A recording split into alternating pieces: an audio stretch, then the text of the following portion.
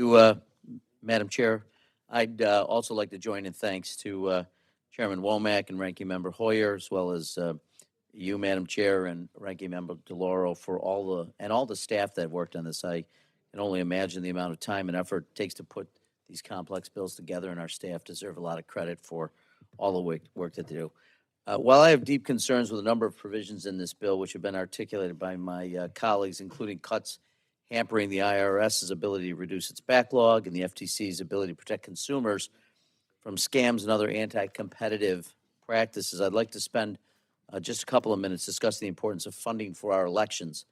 As ranking member of the Committee on House Administration, I regularly engage with the Federal Election Commission and the Election Assistance Commission, and I see firsthand the need for adequate resources to state and local election officials across the country, and repeatedly hear from folks on the ground that one of the most significant needs in election administration is robust and consistent funding.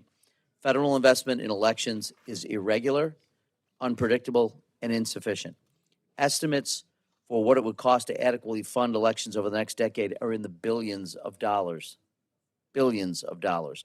President Biden's budget called for investing $5 billion over the next 10 years, and I fully support the president's request. Provisions in this bill come up woefully short. Instead of providing the needed increase in funding for the Federal Election Commission and the Election Assistance Commission, it is significantly cut by the majority, damaging our democracy and harming the ability for voters to participate in the political process. During this time in particular of rampant election-related mis- and disinformation, with voters bearing a growing burden of having to sort fact from fiction, the role of the Election Assistance Commission is more important than ever. They are a trusted clearinghouse of information and resources, providing voters with the resources they urgently need and ensuring election officials have the tools to educate voters and conduct safe and secure elections in an ever-changing environment. They also provide assistance as election officials face growing threats and partners with other federal agencies to address critical infrastructure needs.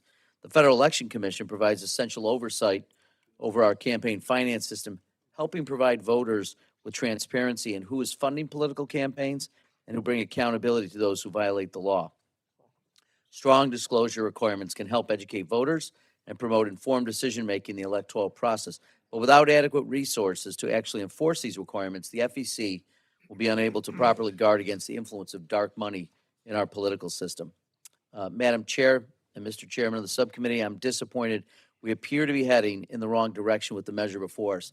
I'll continue to fight to provide robust funding for elections as an investment in protecting democracy, empowering election officials to do their good work, and to approve and modernize federal elections. Few things in my judgment could be more important in a 21st century democracy. And with that, I yield back.